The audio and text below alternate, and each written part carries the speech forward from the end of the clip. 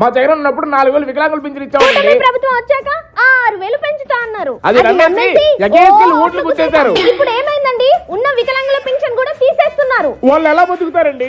Medicines కి ఎలాగా, food కి ఎలాగా? మా వైఎస్ఆర్సీపీ వాళ్ళు పట్టించుకున్నట్లు వికలాంగుల్ని ఎవరు పట్టించుకోవట్లేదే. ఇది అన్యాయం. రాష్ట్రం మొత్తం వికలాంగుల పింఛన్ తీసేస్తున్నారా? రేయ్ ఇటు రారా. చెప్పనా? ఎక్కడికి వెళ్తున్నావురా? ఇవాళ పింఛన్ వస్తుంది కదా అన్న, 6,000 వికలాంగుల పింఛన్ తీసుకోవడానికి వెళ్తున్నా. అన్ని బాగానే ఉన్నాయి కదా, నీకెందుకు వికలాంగుల పింఛను? ఒక్క నిమిషం అన్న, పింఛన్ తీసుకోవడానికి వెళ్తున్నా అన్న. జగన్ ఉన్నప్పుడు ఫేక్ సర్టిఫికేట్లు పెట్టి వికలాంగులు పింఛన్ రైజ్ చేసుకున్నాడు అన్న, అందుకే పింఛన్ తీసుకోవడానికి వెళ్తున్నా. ఇలాంటి ఐడియా మనకెందుకు రాలేదురా? పొద్దున్నే బేవర్స్ గాళ్ళు ఎక్కువైపోయారు. ఎప్పటికైనా అర్థమైందా? కూటమి ప్రభుత్వం తీస్తున్నది అర్హులైన వికలాంగుల పింఛన్లు కాదు, ఇలాంటి బోగ్గళ్ళు పింఛన్లు. అంటే నాకు 6,000 వికలాంగుల పింఛన్ రాదా?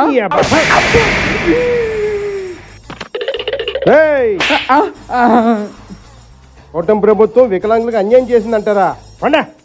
మనల్ని వెళ్ళమని వాడతాడేంటి? అయినా మనకి తెలీదా ఏంటి ఆ అనర్హుల పింఛన్లు కూటమి ప్రభుత్వం తీసేస్తుందని? మనమేదో బ్యాడ్ ప్రచారం చేసుకుంటుంటే వీడెక్కడ దొరికాడురా మనకి?